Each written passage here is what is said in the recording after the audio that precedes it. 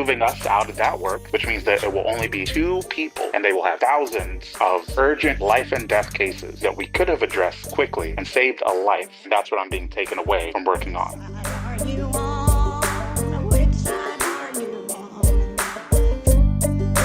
Paul Osadebe is a attorney at the Department of Housing and Urban Development. He is also a member of the American Federation of Government Employees Local 476 and an organizer with the Federal Unionists Network. Paul, welcome to the Valley Labor Report. I appreciate you taking the time.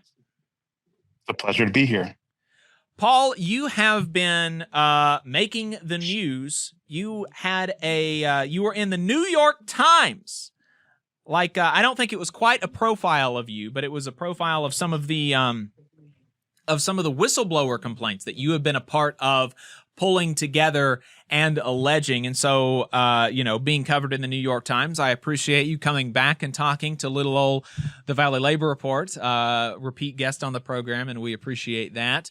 Paul, can you tell our listeners that maybe haven't read the New York Times piece, which they should read, or haven't read any of the other reporting or the complaints themselves, which I think are public, they should go and do that. The New York Times piece is Trump Appointees Rollback Enforcement of Fair Housing Laws. For folks who haven't read that coverage, Paul, can you talk to us about what you are alleging?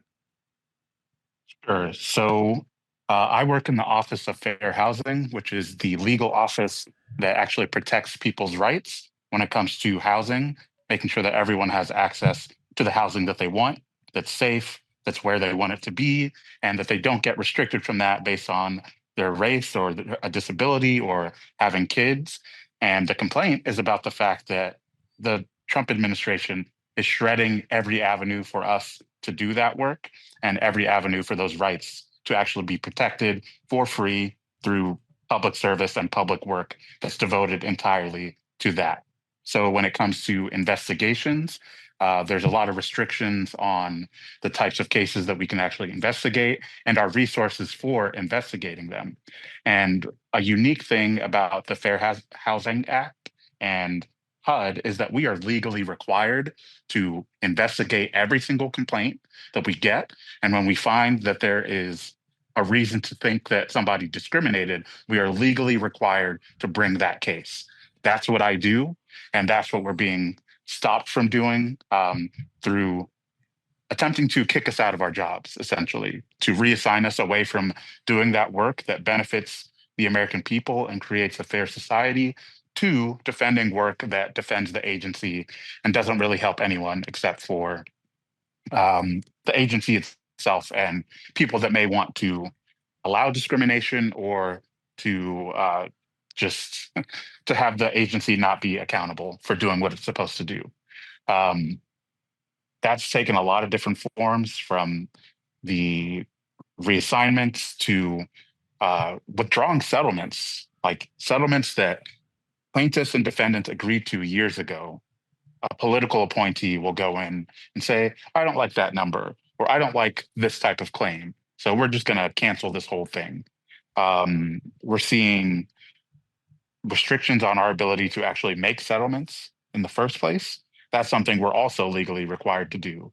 In every case, we try to see if we can get the plaintiff help without it taking years of litigation and thousands of dollars. We can just make sure that someone gets housing that they need. And we're being stopped from doing that. So from top to bottom, it's just a lot of things are being damaged, and it's ultimately people's rights that suffer. There's a number to put on this that I think kind of illustrates some of the problem. In each of the last 5 years, the Fair Housing Office typically collected between $4 and $8 million in legal settlements for Americans who accused housing providers of discrimination. From January to July, however, the office approved less than $200,000. That's crazy.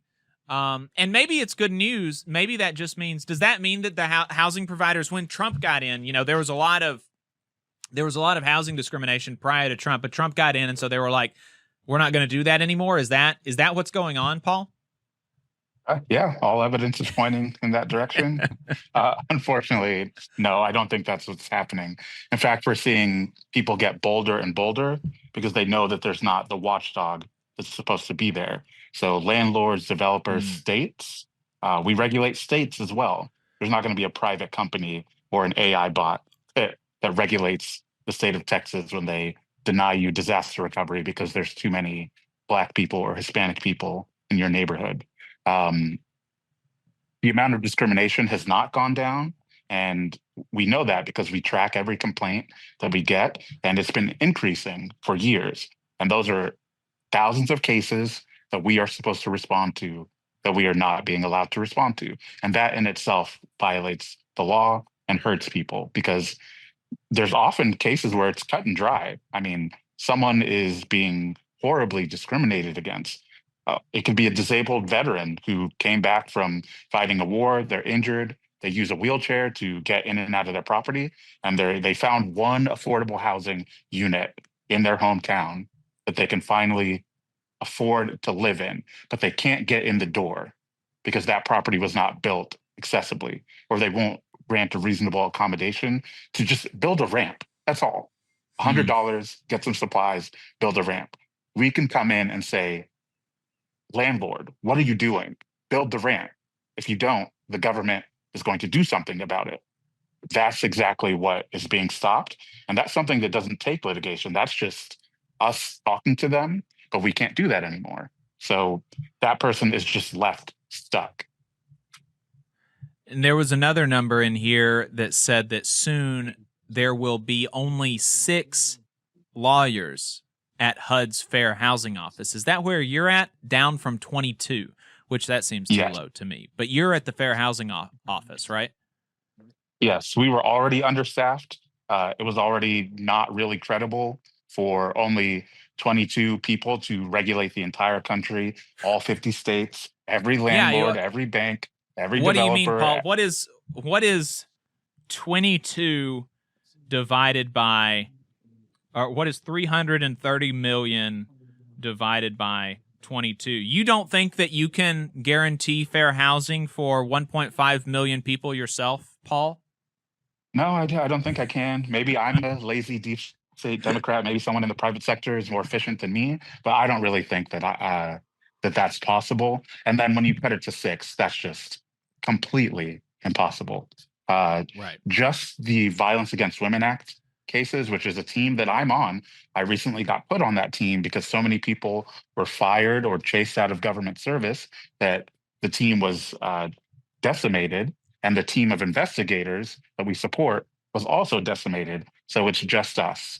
And they're moving us out of that work to defending the agency, which means that it will only be 2 people in the entire country who are tasked with that work.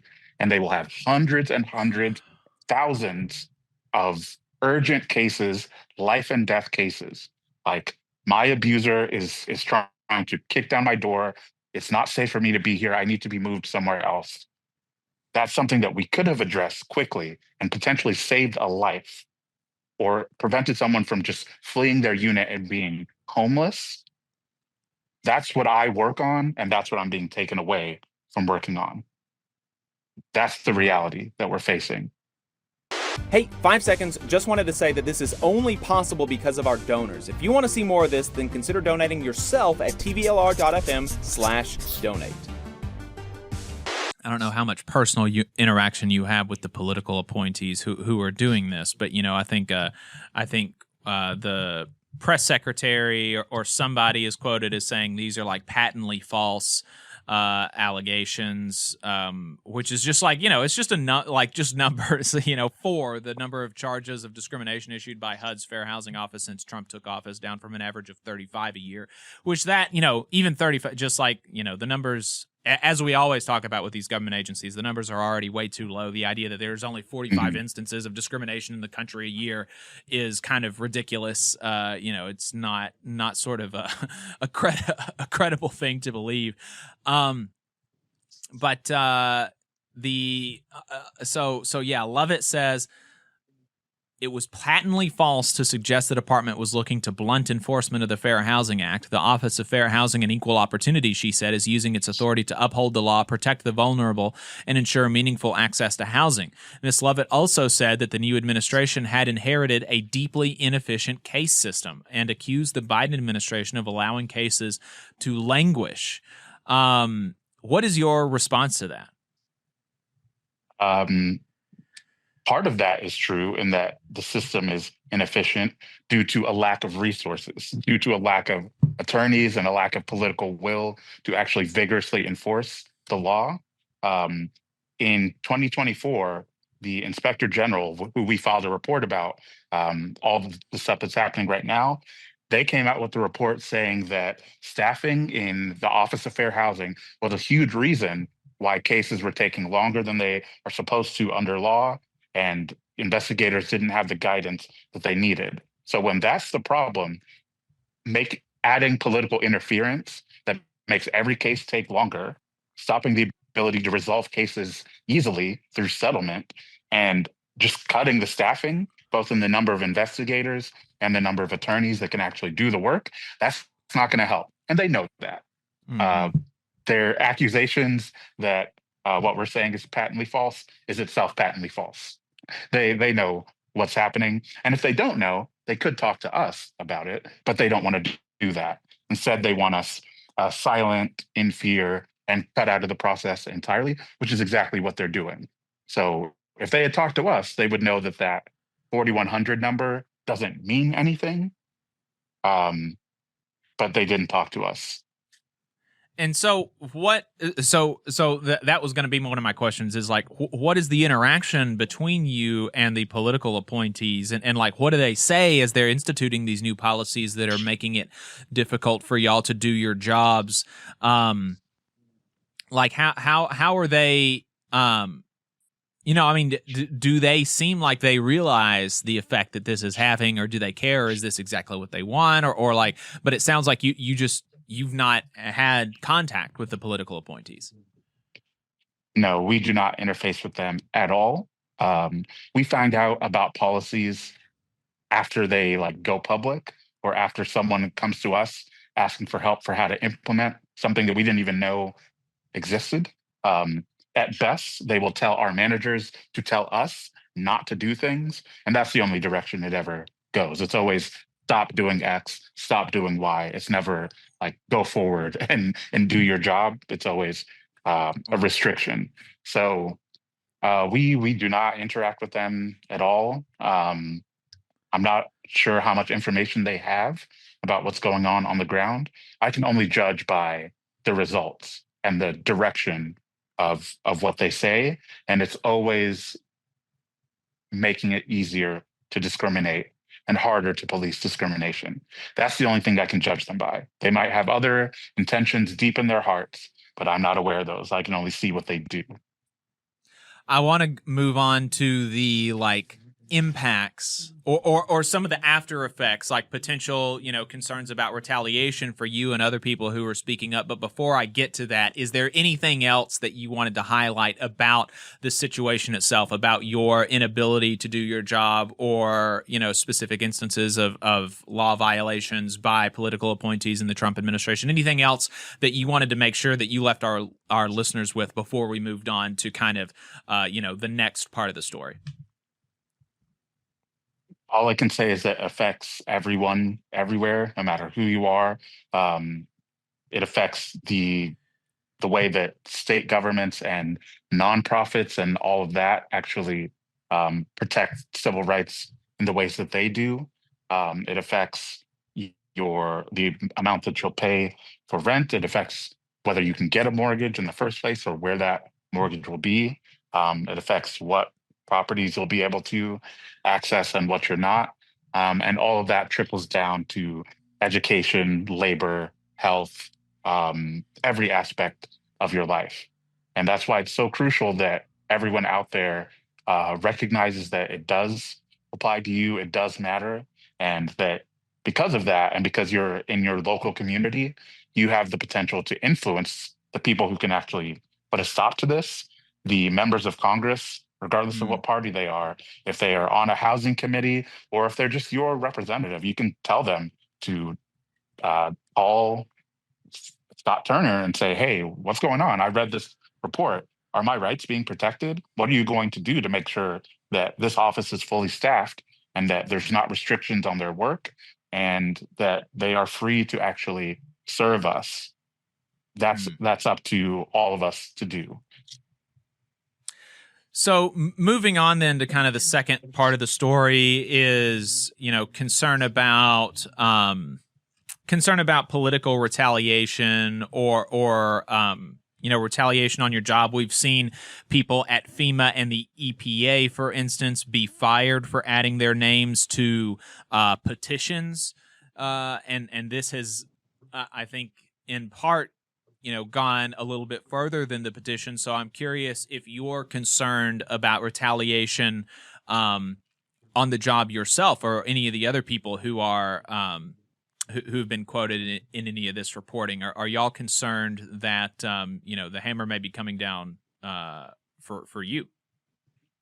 Of course, I was definitely concerned about that. We've seen this administration very frequently retaliate against people who speak the truth. When I came into work Monday, I wasn't sure whether I'd be allowed in the building or if they would call me out at some point during the day. I can say that has not happened yet. I'm still doing my job, going into the building every day. So we'll see what happens with that. But yeah, the fear of retaliation was real, but the risk to the people that we serve, if they don't get the protections that we provide, was way higher than any risk that I feel like I'm personally facing. Even if they do fire me, I still need to speak out to, save civil rights, essentially. And people fought and marched and bled and died to get these rights. Like for decades, centuries, people fought to have equal access to a place to live. That's what I'm supposed to be defending. And considering what people face in order to get that, dogs, lynch mobs, you name it. Losing a federal job is not easy, but it's nothing in comparison to that. And that's the way I think about it. And in addition to that, one really important thing I want everyone to understand is that I didn't do this alone. I did it collectively with my coworkers as a union activity in solidarity with everyone in my workplace and all the people who need our help. And I feel like that has given me whatever protection I do have. It's the fact that I had my union behind me. I had other coworkers telling the same story, working from the same play sheet. And we didn't just do it internally. We went to the public and we used all official channels that we had access to so that they could not deny that we were whistleblowers. You have to claim that label and you have to assert your rights.